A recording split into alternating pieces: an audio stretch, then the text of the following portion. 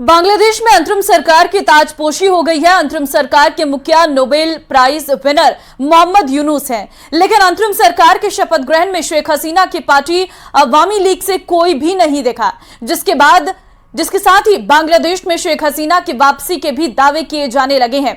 शेख हसीना के बेटे सजीब ने ऐलान किया है कि अवामी लीग के बिना बांग्लादेश में लोकतंत्र बेमानी है। 5 अगस्त को शेख हसीना के खिलाफ की गई इंटरनेशनल साजिश पर भी शेख हसीना के बेटे ने बड़ा पर्दाफाश किया है। स्पेशल रिपोर्ट में देखिए शेख हसीना के सबसे खतरनाक 45 मिनट।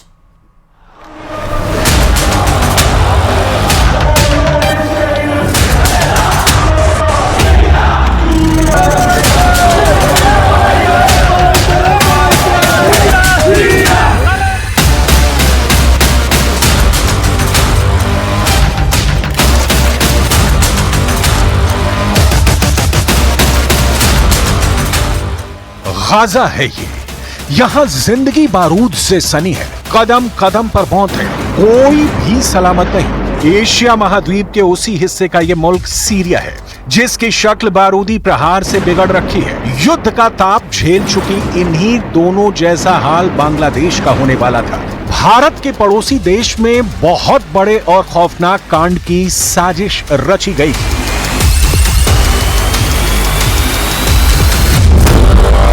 बांग्लादेश को गाजा बनाने का प्लान था। ढाका को सीरिया जैसा खंडहर बनाया जाना था। शेख हसीना को गद्दाफी जैसी सजा दी जानी थी। सिर्फ 45 मिनट से बच गई शेख हसीना।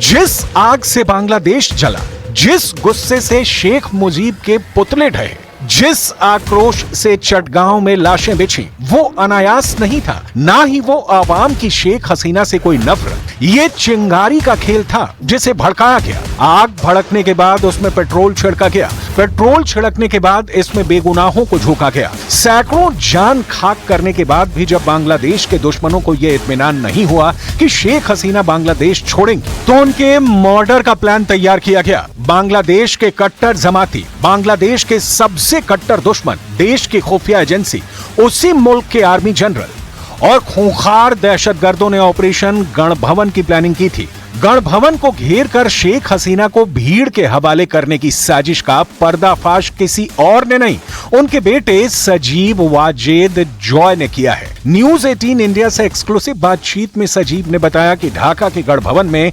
शेख हसीना की जान खतरे में थी। मेरी माँ कहाँ भी पॉलिटिकल असाइलम के लिए अप्लाई करेगी नहीं, ये सब बकवास है। इसका कोई डिसीजन नहीं लिया है। हमारी माँ बांग्लादेश में फिर जाते चाहती है। ये आज हो कल हो, एक दिन हमारी माँ बांग्लादेश फिर जाएंगी। शेख हसीना की जान कौन लेना चाहता था? आंदोलनकारी छात्रों को कौन गणभवन तक ले जा रहा था? हिंसक उपद्रवियों का सरगना कौन था? क्या ये ढाका के कट्टर जमाती थे? क्या हसीना की जान लेने के लिए दहशतगर्दों की घुसपैठ कराई गई थी? बांग्लादेश की आर्मी और डिफेंस फोर्सेस में क्या कोई शेख हसीना का दुश्मन था? 5 अगस्त की तारीख को ढाका में जो हुआ वो जितना सनसनीखेज था उतना ही खौफनाक भी। इस डरावने घटनाक्रम के बीच भी शेख हसीना अपना देश छोड़ने को तैयार नहीं थी। 4 अगस्त को बांग्लादेश में हिंसा और उपद्रव में 100 की मौत हो गई थी। 5 अगस्त को आंदोलनकारियों ने ढाका के गणभवन पर धावा बोल दिया था। तब ढाका से दिल्ली 2 अर्जियां पहुंची।